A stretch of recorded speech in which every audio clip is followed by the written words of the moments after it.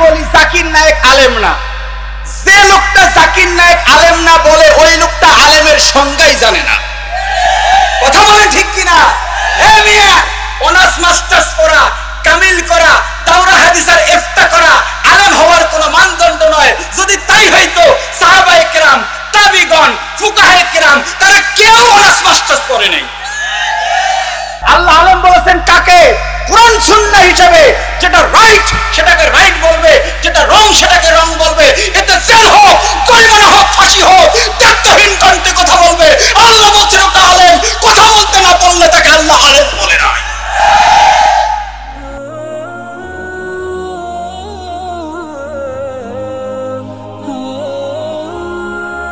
আমি পবিত্র কোরআনুল কারীমের সূরাতুল ফাতির এর 28 নং আয়াতে কারিমা পাঠ করেছি। এই সূরাটি মাক্কিয়া, সূরাটির মধ্যে আয়াত আছে 45টি, এর মধ্য থেকে মাত্র একটি আয়াত পাঠ করেছি এবং তিরমিজি পাশাপাশি ইবনু মাজাহ থেকে একখানা হাদিস চয়ন করেছি। আমি আপনাদের কাছে দোয়া চাই, মহান মালিক যেন এই আমার পঠিতব্য আয়াত এবং হাদিসের আলোকে দেশ, জাতি, সমাজ তথা মুসলিম বিশ্বের কল্যাণে যে বিষয়গুলো প্রয়োজন সে বিষয়গুলো এই নগণ্য গোলাম থেকে আল্লাহ যেন বের করে দেন, এজন্য দোয়া করতে রাজি আছি না নাই? আওয়াজ দেন আছি না নাই? একটু পরে নেই আমিন। আর আওয়াজ দিয়ে পড়ি। প্রিয় দিনী ভাইরা, কথা শুনবো তার আগে দু একটি কথা। আমরা মোটামুটি যারা উপস্থিত হয়েছি কম বেশি আমরা সকলেই কিছু না কিছু পড়াশোনা করেছি, কি বলে ঠিক কিনা? এক স্কুলে এক ছেলে ছিল, ধরেন নাম হলো বল্টু। বল্টুকে একজন জিজ্ঞেস করছে, বল্টু তোমার রোল কত? তো বল্টু বলছে যে আমার রোল 2। সবাই জবাব দেবেন রোল কত? বাহ, আপনাদের আওয়াজ ভালোই আছে, আলহামদুলিল্লাহ। আরেকবার যুবক ভাইরা বলো তো দেখি রোল কত ছিল? 2। আচ্ছা আপনারা আওয়াজ দেন, 2 রোল ভালো না খারাপ? সবাই বলবেন কিন্তু, ভালো না খারাপ? ভালো। তো লোকটা খুশি হয়ে বলছে, বাহ বল্টু তোমার রেজাল্ট তো অনেক ভালো, তুমি 2 রোল করেছো, ভালো। তো আচ্ছা বলো তো তোমার ক্লাসে কতজন শিক্ষার্থী আছে? বল্টু বলছে আমরা 2 জনই আছি আর কি। আমি মনে হয় বুঝাতে পারি নাই। কয়জন আছে? আচ্ছা মাত্র 2 জন শিক্ষার্থী যদি কোনো ক্লাসে থাকে আর সেখানে যদি কারো 2 রোল হয়, ওর কোনো কৃতিত্ব আছে? ও কিছু না রাখলেও অটো পাস। কথা বলে না, কথা বলে না, ঠিক কিনা? রোল কত? 2। কিন্তু ক্লাসে যদি 100 শিক্ষার্থী থাকে, যুবক ভাইরা মনোযোগ আছে, প্লিজ লুক এট মি, এইদিকে listen to me, attention please, একেবারে মনোযোগ থাকতে হবে। 2 রোল বল্টুর হয়েছে, এটা কোনো কৃতিত্ব না। কিন্তু 100 জন শিক্ষার্থীর মাঝে যদি বল্টুর রোলটা 2 হতো, বলেন তো দাম আছে না নাই?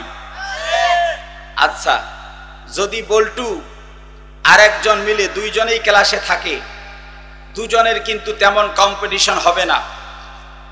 1 রোল আর 19 রোলে যেমন কোনো কম্পিটিশন হয় না, ক্লাসে 2 জন থাকলেও তেমন কোনো কম্পিটিশন হয় না।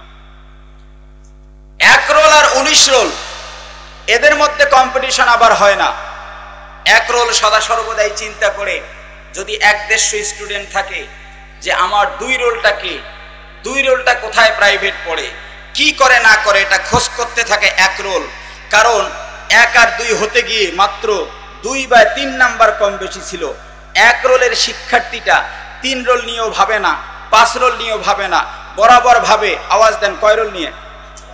2 রোল। আবার 2 রোলের শিক্ষার্থীটা 1 রোলকে নিয়ে ভাবে, মাঝে মধ্যে 3 রোলকে নিয়ে ভাবে। আমি বুঝাতে পারলে একটু জবাব দেন, আমার কথা কি বোঝা যাচ্ছে?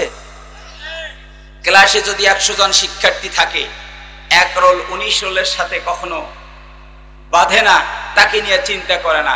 1 রোল 2 রোলকে নিয়ে টানাটানি করে। এটি আমার একেবারেই পার্সোনাল অ্যানালাইসিস। বিশেষ করে বর্তমান আমাদের বাংলাদেশে,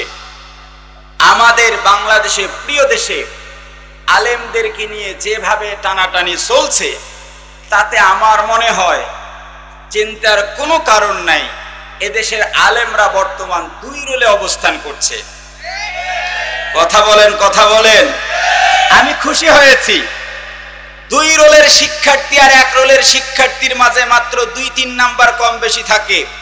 একটা সাবজেক্ট যদি দুই রোলের শিক্ষার্থী ভালো করে, অনায়াসেই 1কে ক্রস করে 2 নাম্বারে চলে যাবে। বলেন ঠিক কিনা?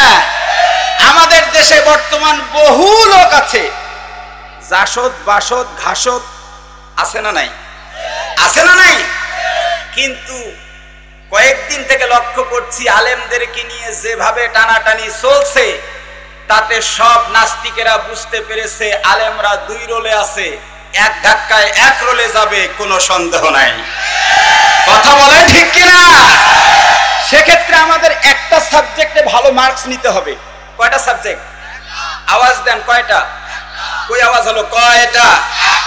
আরো জোরে মুখস্থ রাখবেন। এক সাবজেক্টে আমরা ভালো করলে আগামীতে বাংলাদেশে আলেমরা যা বলবে তাই হবে, জাহেলরা যা বলবে তা হবে না ইনশাআল্লাহ। কাজ হবে কয়টা? সাবজেক্ট লাগবে কয়টা? একটা সাবজেক্ট। সে সাবজেক্টটা হলো এদেশের আলেমরা পারস্পরিক ভেদাভেদ ভুলে একটি প্ল্যাটফর্মে আসা দরকার। কথা বলেন ঠিক কিনা? ওয়াল্লাহি তাল্লাহি দ্ব্যর্থহীন কণ্ঠে অসংখ্য মিডিয়া সাংবাদিক ভাইদের সামনে দ্ব্যর্থহীন কণ্ঠে বলতে চাই, আজ রাত 12টার আগে বাংলার জমিনের উলামায়ে কেরাম পারস্পরিক ভেদাভেদ ভুলে যদি একটি মাত্র প্ল্যাটফর্মে আসে, আল্লাহর কসম করে বলছি আগামীকাল সকালবেলা সূর্য উদিত হবার সাথে সাথে এদেশের নাস্তিকেরা ইসলামের বিরুদ্ধে, কোরআনের বিরুদ্ধে, রাসূলের বিরুদ্ধে কথা বলা তো দূরের কথা, ভয়ে বাংলাদেশের সীমানা পার হয়ে অন্যত্র গর্তে ঢুকবে। বাংলার জমিনে ঢুকবার সাহস পাবে না, পাবে না, পাবে না।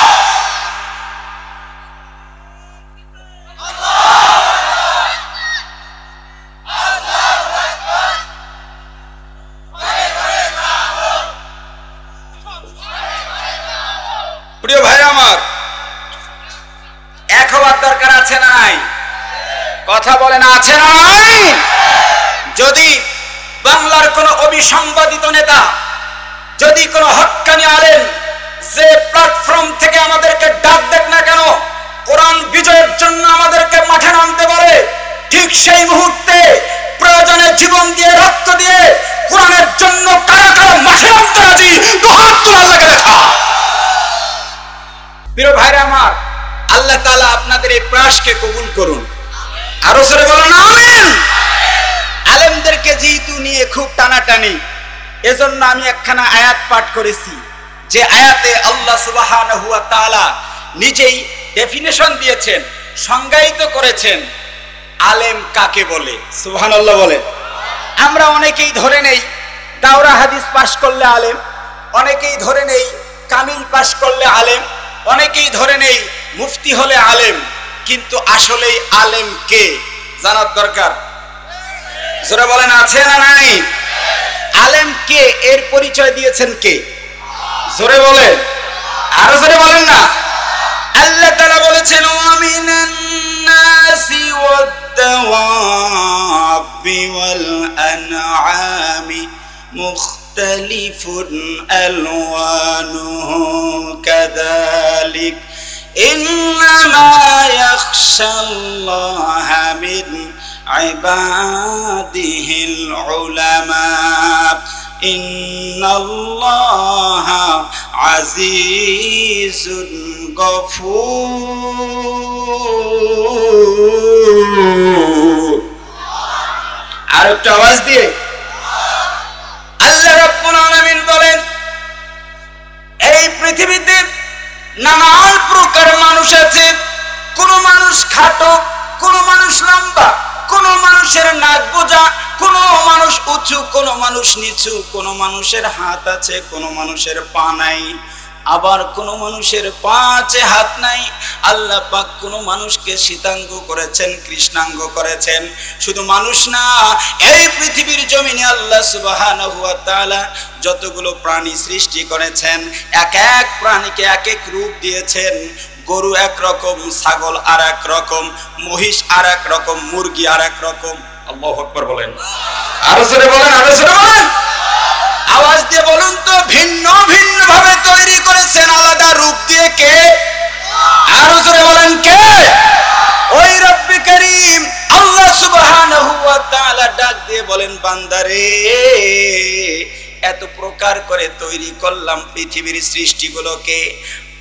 মানুষকে করলাম খাটো, মানুষকে করলাম লম্বা, মানুষকে করলাম নাক বোঝা, মানুষকে করলাম গরিব ধনী। তবে তোমরা জেনে রাখো, আমি যতগুলো ক্লাসিফিকেশন করেছি মানুষের মাঝে, আমি রব্বে কারীম ঘোষণা দিয়ে দিলাম, ইন্নামা ইয়াখশাল্লাহা মিন ইবাদিহিল উলামা। নিশ্চয়ই নিশ্চয়ই এই পৃথিবীতে যত বান্দা আছে, সব থেকে বেশি ভয় আমাকে যারা করেন তারাই হলো আলেম। বলেন সুবহানাল্লাহ। পৃথিবীতে যে ব্যক্তি আল্লাহ তাআলাকে যত বেশি ভয় করেন তত বড় সে আলেম। কথা বলেন, কথা বলেন, ঠিক কিনা? আমরা অনেকে বলি জাকির নায়েক আলেম না। যে লোকটা জাকির নায়েক আলেম না বলে, ওই লোকটা আলেমের সংজ্ঞাই জানে না। কথা বলেন, ঠিক কিনা?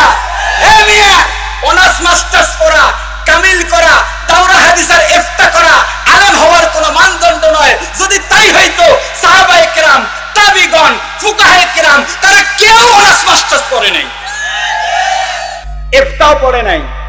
কথা বলেন না কেন? ইফতা পড়েছে, হুজুর আছেন এখানে, কামিল পড়েছে, কিন্তু তারা জগতের বিখ্যাত আলেম। তার মানে আলেম হওয়ার বৈশিষ্ট্য কোনো ইনস্টিটিউটে, কোনো বিদ্যাপীঠে পড়াশোনা করা নয়, বরং আলেম হলো সে যার ভিতরে কার ভয় বেশি? আরো জোরে বলেন, কার ভয়? আর যদি আল্লাহ তাআলার ভয় কারো মধ্যে না থাকে, সে যত বড় আলেমই হোক, আল্লাহ তাআলার ভাষায়, কোরআনের আয়াতের দলিলের ভিত্তিতে সে আলেম না। তাকে আমরা অনেকটা ওই হুজুরের মতো বলতে পারি বাটপার। কথা বলেন, কথা বলেন, ঠিক কিনা?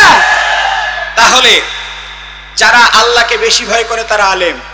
যারা আল্লাহর ভয় বাদ দিয়ে ডানে বামে ভয় করে, বুঝেন না? বুঝেন না মনে হয়? আমাদেরকে বারবার দেয়, হুজুর খুব সাফ আছে, খুব সাফ আছে। সাফটাই তো বুঝলাম না। কথা বলেন না কেন? কথা বলেন না? বারবার মেসেজ দেয় আমাদেরকে সবাই, বিশেষ করে আমাকে যারা ভালোবাসে প্রায় বলে, হুজুর একটু একটু। আমি বললাম একটু মানে কি? একটু সাফ আছে, বোঝেন না? একটু সাবধানে। আমি বললাম, পৃথিবীর যত ভয় দেখান আপনারা, জেলের ভয় হোক আর ফাঁসির ভয় হোক, এই ভয়কে যারা জয় করবে না, কোরআনের ভাষায় তাদেরকে আল্লাহ আলেম বলে নাই।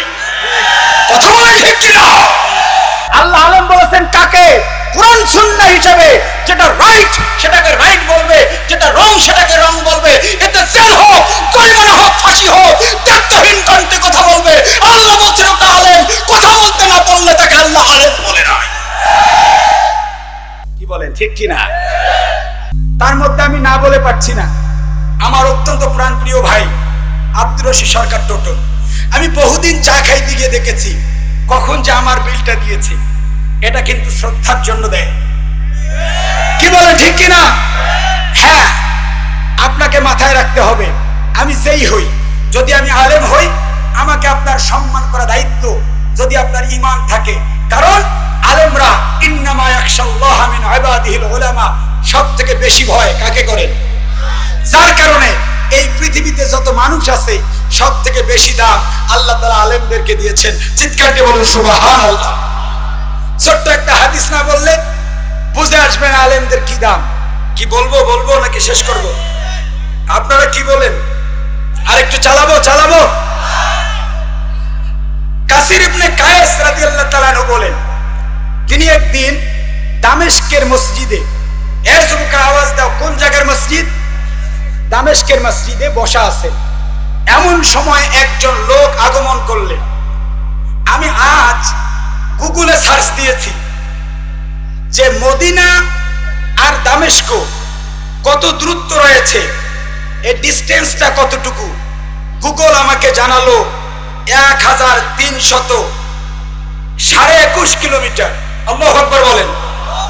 1321 কিলোমিটার দূরে হলো দামেস্ক, আর 1321 কিলোমিটার দূরে হলো মদিনা।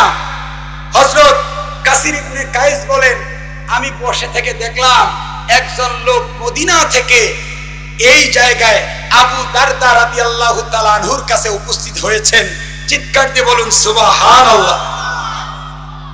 লোকটি আগমন করলেন, আবু দারদাকে বললেন, আবু দারদা বাল্লিগনি আন্নাকা হাদিসুহু আর রাসূলিল্লাহি সাল্লাল্লাহু আলাইহি ওয়াসাল্লাম, আমার কাছে সংবাদ পৌঁছেছে ও আবু দারদা আপনার কাছে নাকি একটা হাদিস আছে। ও আবু দারদা, আমি শুনলাম আপনার কাছে একটি হাদিস পাওয়া যাবে। একটি মাত্র হাদিস জানার জন্য 1 কিলোমিটার না, 2 কিলোমিটার না, 3 কিলোমিটার না, বরং 1300 কিলোমিটার পাড়ি দিয়ে এসেছি। আবু দারদা, আপনার কাছে রাসূলের যে হাদিসটা আছে, হাদিসটা একটু আমাকে জানিয়ে দেন। খুব চমকপ্রদ একটি হাদিস, শুনবেন আপনারা? শুনবেন? এখন আবু দারদা রাদিয়াল্লাহু তাআলা আনহু বলেন, সামিআতু রাসূলুল্লাহ সাল্লাল্লাহু আলাইহি সাল্লাম, আমি রাসূলের কাছে শুনেছি এই হাদিসটিতে পয়েন্ট আছে 5টা। একটু সবাই আওয়াজ দিয়ে বলুন কয়টা? আরো জোরে। আর মুসলমান, আবু দারদা বলেন 1 নাম্বার পয়েন্ট, মান সালাকা তরিকাই ইয়াতলুবু ফীহি ইলমান সালাকাল্লাহু বিহি তরিকাম মিন তুরুকিল জান্নাহ। কোন মানুষ যদি বাড়ি থেকে বের হয় ইলম শেখার জন্য, কোন মানুষ যদি ঘর থেকে বের হয় ইলম শেখার জন্য, লোকটা একটি রাস্তায় যদি বের হয়, আল্লাহ রাব্বুল আলামিন জান্নাতের অনেকগুলো রাস্তার ভিতর থেকে একটি রাস্তা আল্লাহ রাব্বুল আলামিন উন্মুক্ত করে দেন তার জন্য। অর্থাৎ সেই লোক বাড়ি থেকে বের হয় ইলম শেখার জন্য, আল্লাহ পাক তার জন্য জান্নাতের একটা রাস্তা খুলে দেন। 2 নম্বর পয়েন্ট, ওয়া ইন্নাল মালায়েকা লাখাউ আজনাহাতিহা রিদাল লিত-তালিবিল ইলম। 2 নম্বর পয়েন্টটা খুবই গুরুত্বপূর্ণ। আমাদের দেশে যখন বহিরাগত কোনো বিশেষ মেহমান আগমন করে, তার জন্য লাল গালিচার ব্যবস্থা করে দেওয়া হয়, লাল গালিচা সংবর্ধনা দেওয়া হয়। আল্লাহ নবী বলেছেন, কোন মানুষ যদি ইলম শেখার জন্য ঘর থেকে বের হয়, এই পৃথিবীর লাল গালিচা দিয়ে আল্লাহ পাক তাকে সম্বর্ধনা দিয়ে ছোট করেন না, বরং রব্বে করিম তার নিষ্পাপ একেবারে সম্মানিত ফেরেশতাদেরকে বলেন, ফেরেশতারা, ও আমার ফেরেশতারা, এই যে লোকটা কেবলমাত্র ঘর থেকে বের হলো, তুমি যাও যাও যাও, ইলম শেখার কারণে ওই লোকটার দাম আমার কাছে এত বেশি। ফেরেশতারা রিদাল লিত-তালিবিল ইলম, তালিবুল ইলমদের উপর খুশি হইয়া আল্লাহর ফেরেশতা তাদের ডানাগুলো বিছিয়ে দিয়ে, ডানা দিয়ে একজন তালিবুল ইলমের সম্বর্ধনার ব্যবস্থা করে দেয়। এই মুসলমান, আলেমদের দাম আছে না নাই? এখনো আলেম হয় নাই, সবে মাত্র ঘর থেকে বের হয়েছে। নবী বলেন, এই যুবক, এই তরুণ ছেলেটার পায়ের নিচে আল্লাহ পাক নিষ্পাপ ফেরেশতাদের ডানা বিছিয়ে তাদের সম্বর্ধনার ব্যবস্থা করে দেন। চিৎকার দিয়ে বলুন সুবহানাল্লাহ। 4 নম্বর পয়েন্ট, ওয়া ইন্না ফাদলিল আলিমি আলাল আবিদ কাফাদলিল কমারি লাইলাতাল বদরি আলা সাইরিল কাওয়াকিব। গুরুত্বপূর্ণ কথা, আল্লাহ রাব্বুল আলামিনের হাবিব বলেন, একজন আলেম আর একজন সাধারণ মানুষের মাঝে কি পার্থক্য? বন্ধুরে, মনোযোগ দিতে হবে হাদিসটির 5টা পয়েন্টে। 4 নম্বর পয়েন্টে আল্লাহ নবী বলেন, একজন মানুষ আর একজন আলেমের মাঝে কি পার্থক্য? তোমরা আকাশে তাকাও, আকাশে পূর্ণিমার চাঁদে আপনার সকলেই বলুন তো, যেই দিন পূর্ণিমার চাঁদটা উদিত হয়, চোদ্দ রাত্রিতে পূর্ণিমার চাঁদটি যখন আকাশে উদিত হয়, চারদিকে অসংখ্য তারকা মণ্ডলী থাকে। আপনারা বলুন তো, ওই চাঁদ ছাড়া আকাশকে কি সুন্দর দেখা যায়? ভাইরা আমার, আল্লাহ নবী বলেন, চাঁদ ছাড়া যেমন আকাশের সৌন্দর্যতা নাই, আলেম ছাড়াও সমাজের সৌন্দর্যতা নাই। কথা বলেন ঠিক কিনা? আল্লাহ নবী বলেন, সাধারণ মানুষ হলো তারকার মতো, যাদেরকে আলেম করেছেন, আল্লাহর হাবিব বলেন তারা হলো চাঁদের মতো। হাজার হাজার তারকার মাঝে একটা চাঁদ যদি না থাকে, ওই তারকাগুলোকে যেমন সুন্দর দেখা যায়, কোন রাষ্ট্রে, কোন সমাজে, কোন ভিলেজ, কোন গ্রামে যদি কোনো আলেম না থাকে, হাজার হাজার তারকা থাকলো কিন্তু কোনো চাঁদ নাই। সুতরাং চাঁদ নামক আলেমদের সমাজে আওয়াজ দিয়ে বলুন দরকার আছে না নাই? 5 নাম্বার পয়েন্ট, আল্লাহ নবী বললেন ওয়া ইন্নাল উলামা ওয়ারাসাতুল আম্বিয়া, আর যারা আলেম হবে, যাদের মধ্যে আল্লাহ পাকের ভয় থাকবে, তারা সাধারণ কোনো মানুষ না। আমার ভাইয়েরা একটু মনোযোগ দিতে হবে। আমি আমার আলোচনার একেবারে শেষ প্রান্তে চলে আসছি। খুবই গুরুত্বপূর্ণ কথা। আল্লাহ রাব্বুল আলামিনের হাবিব বলেন আলেমরা হলো নবীগণের ওয়ারিস। সুতরাং নবীগণের জন্য সাহাবী আর নবীর মধ্যে যেমন পার্থক্য আছে, সাধারণ মানুষ আর আলেমের মধ্যে তেমন পার্থক্য আছে। যেই সমাজে আলেম নাই, ওই সমাজটা হবে বন জঙ্গল। যেই সমাজে আলেম নাই, ওই সমাজের মানুষ প্রস্রাব করে পানি নেওয়া জানে না। কথা বলেন ঠিক কিনা?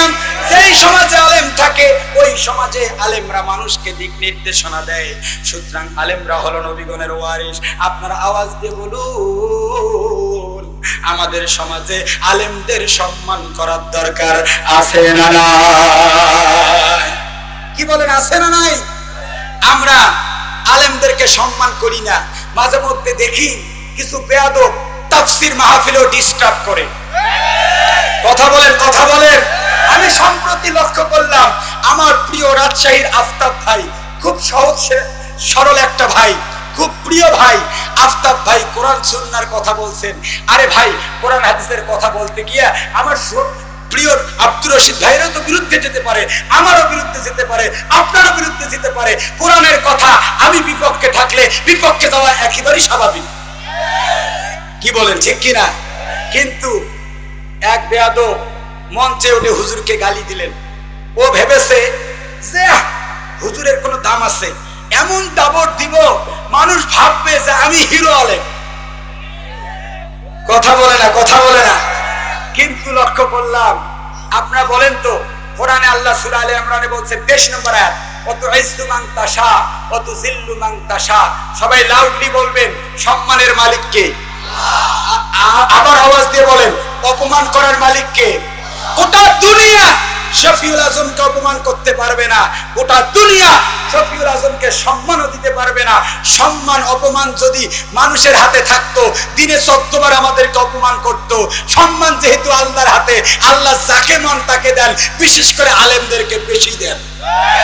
কথা বলেন ঠিক কিনা?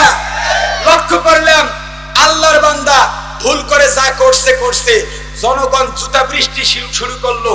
ফেসবুকের দিকে অপলক নিতে তাকালাম, হায়রে এই জুতাগুলোর কি কোনো দাম নাই? 800-1000 টাকা দামের জুতা, মায়া মমতা বাদ দিয়ে ভিকাইতে আছে, ভিকাইতে আছে। কথা বলে না, কথা বলে না, ঠিক কিনা? সাবধান হন, সাবধান হন। প্রতিদিন ফেসবুকে দেখি কোরআনের বিরুদ্ধে যারা জুতার বাড়ি খায় তারা। আরো জোরে বলেন, আরো জোরে। আমি আপনাদেরকে বলছি না জুতা মারেন, এটা বলবো না আমি, তবে আমার দৃঢ় বিশ্বাস যে কোরআনের বিরুদ্ধে যাবে, আমি শফিউল আজম নিষেধ করলেও প্রয়োজনে সেরা জুতা আলাদা নিয়ে আসবেন, এটা আমি জানি। কি বলেন ঠিক কিনা?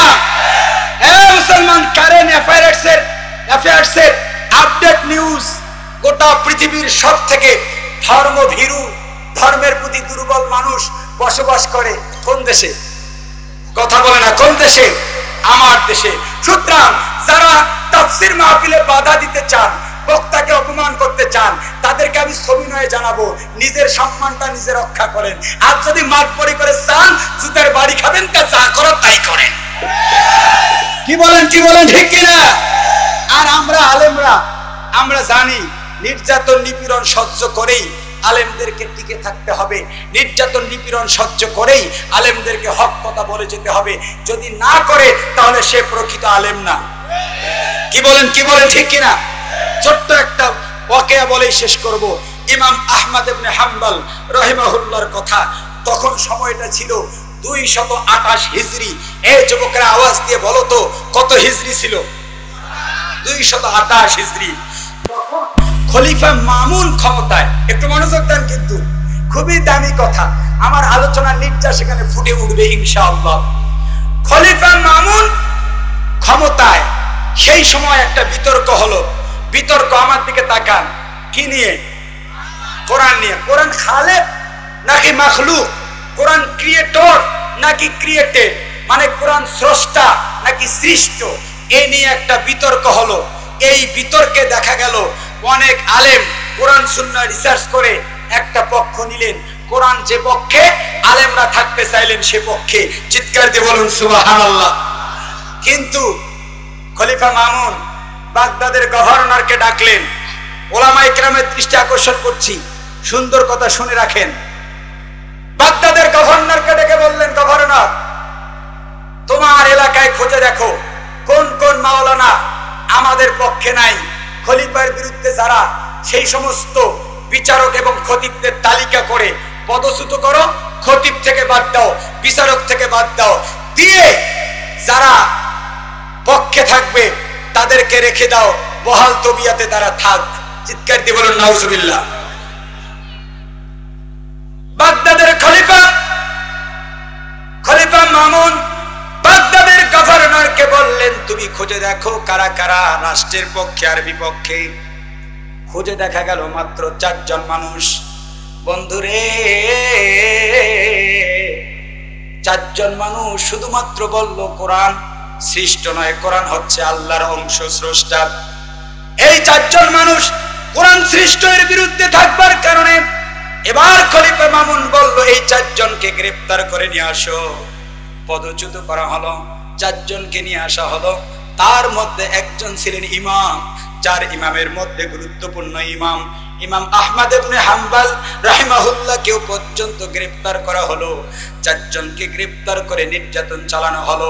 কিছুদিন নির্যাতনের পর 2 জন মাইনাস হয়ে খলিফার কথা মেনে নিল, আর 2 জন বলল, জীবন যাবে যাবে, আমরা পৃথিবীর শাস্তিকে ভয় করি না। আলেম হিসাবে আওয়াজ দিয়ে বলুন, আমরা কার শাস্তিকে ভয় পাই? 2 জন মাত্র মানুষ বাকি আছে, একজন আহমদ ইবনে হাম্বল আর একজন মুহাম্মদ ইবনে নূহ। এই 2 জনকে গ্রেফতার করে সকাল আর সন্ধ্যা নির্যাতন আর নিপীড়ন চালানো হলো। তারা বললেন, না, কোরআন সুন্নাহ যা বলে আমরা তাই বলবো, জীবন যায় যাবে, আমরা সারেন্ডার করব না, আত্মসমর্পণ করব না। বন্ধুরে, খলিফা মামুন ডাক দিলেন, এই 2টাকে জেলখানা থেকে বের করে আমার দরবারে তাড়াতাড়ি নিয়ে আসো। আমার দরবারে এই 2টাকে যদি আনতে পারো, আমি নিজ হাত দিয়ে শাসন করব, প্রয়োজনে তাদেরকে কতল করব। তারা কেন সারেন্ডার করবে না? তারা কেন আত্মসমর্পণ করবে না? এই জন্য কঠিন চাপ দেওয়া শুরু করলেন। আল্লাহর হাবিব প্রিয় রসুলের ওয়ারিদ যারা, আহমদ ইবনে হাম্বল আর একজন মুহাম্মদ ইবনে নূহ, 2 জনকে নিয়ে রওনা করলেন। কিছু দূর যাবার পর আল্লাহ রাব্বুল আলামিন খলিফা মামুনের হায়াতটা শেষ করে দিয়েছেন। খলিফা মামুনের মৃত্যু চলে এসেছে। আহমদ ইবনে হাম্বল পৌঁছার আগে খলিফা মামুন মৃত্যুবরণ করেছে। মরণের মালিক কে? আরো জোরে বলেন কে? চিৎকার দিয়ে বলুন না কে? গুরুত্বপূর্ণ কথা, প্লিজ লিসেন টু মি। মনোযোগ দিতে হবে উলামায়ে কেরামকে, সাধারণ মানুষকে। 2 জন মানুষ যেই মাত্র কাছাকাছি চলে গেছেন, বাদশা চলে গেল। খলিফা মামুনের আপন ভাই খলিফা মুতাসিম, বন্ধুরে, মুতাসিম ক্ষমতায় চলে আসলো। 2 জনের মধ্যে একজন আবার মৃত্যুবরণ করলেন নির্যাতনের কারণে। মুহাম্মদ ইবনে নূহ চলে গেল, শুধুমাত্র আহমদ ইবনে হাম্বল এখন থাকলো। নতুন খলিফা মুতাসিম চলে আসলো ক্ষমতায়। মুতাসিম বলল, আমি একটু দেখা করব আহমদ ইবনে হাম্বলের কাছে। পৃথিবীর সব আলেমরা রাষ্ট্রের কাছে সারেন্ডার করেছে, কোরআন সুন্নাহ ছেড়ে দিয়েছে, কিন্তু আহমদ ইবনে হাম্বল এখনো সারেন্ডার করে নাই। সুতরাং আমি দেখা করে লোভনীয় অফার দিয়ে তাকে সারেন্ডার করাবো। এবার খলিফা মুতাসিম আহমদ ইবনে হাম্বলের কাছে চলে গেলেন তাকে সারেন্ডার করার জন্য। বলুন নাউজুবিল্লাহ। মনোযোগ দেন, জেলখানার ভিতর আহমদ ইবনে হাম্বল, খলিফা নিজেই গেলেন, গিয়ে বললেন, তুমি শুধু বলো কোরআন সৃষ্ট, আমি এখনই ছেড়ে দিব, ক্ষমতা দিব। নাউজুবিল্লাহ বলেন। আহমদ ইবনে হাম্বল বললেন, সব আলেমে যদি বিক্রি হয়, বিক্রি না হওয়া আলেম সমাজে থাকবে কে? আল্লাহু আকবার বলেন না। আমাকে যা শাস্তি দাও, কোরআন সুন্নাহ যা, আমি তাই বলবো। কোন চাপের কারণে বক্তব্য পরিবর্তন করব? খলিফা মুতাসিম বিল্লাহ রাগ করলেন। মুতাসিম দুইজন লোককে পাঠালেন, তোমরা যাও, মারতে মারতে তোমরা ক্লান্ত হয়ে যাবে, এমন মার দিবে আহমদ ইবনে হাম্বলের শুধু জীবনটা যেন থাকে। দুইজন জল্লাদ ঢুকে মারা শুরু করলেন। বন্ধুরে, এত মারলেন আহমদ ইবনে হাম্বলের মনে হয় শুধু জীবনটা যায় আর আসে। চারজন শ্রেষ্ঠ ইমামের একজন ইমাম দুইজন মারতে মারতে যখন ক্লান্ত শ্রান্ত হয়ে যায়, আবার দুইজন চলে আসে।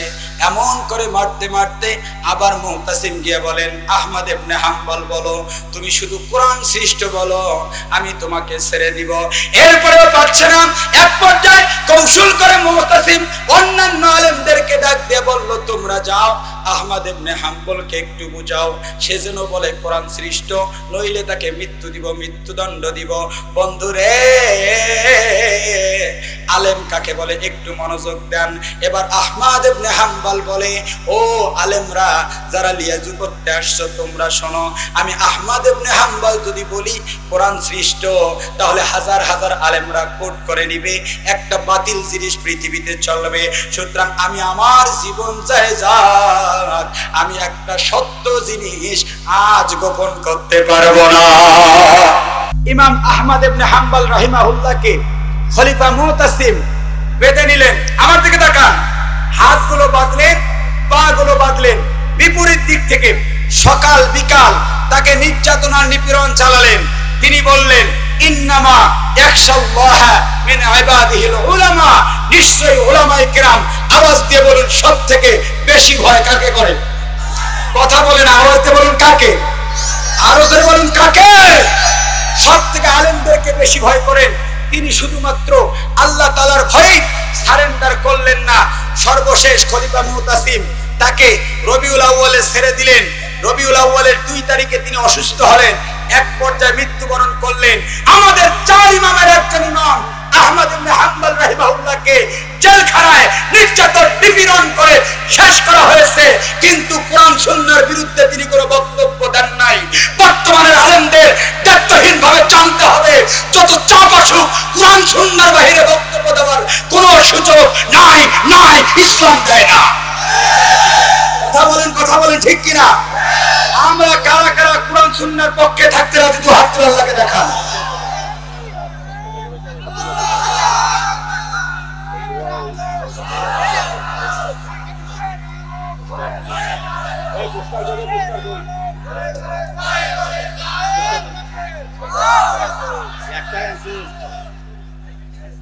আলহামদুলিল্লাহ। প্রিয় দিনী ভাইরা, যারা দাঁড়িয়ে আছেন বসেন, আমি আর কথা বলবো না। প্রধান মেহমান আসবার পর কথা বলা উচিত না। ইতিমধ্যে আমাদের মাঝে উপস্থিত হয়েছেন আজকের প্রধান আকর্ষণ, তারুণ্যের অহংকার, বিশেষ করে যুব সমাজের হৃদয়ের স্পন্দন। এই যুবকরা ঠিকঠাক কিছু বলে না যে? এই যে কথা বলে না জোরে, ঠিক কিনা? যুব সমাজের হৃদয়ের স্পন্দন আমার অত্যন্ত কাছের শ্রদ্ধাভাজন শ্রদ্ধেয় বড় ভাই জনাব মাওলানা গোলাম রব্বানী সাহেব ইতিমধ্যে উপস্থিত হয়েছেন।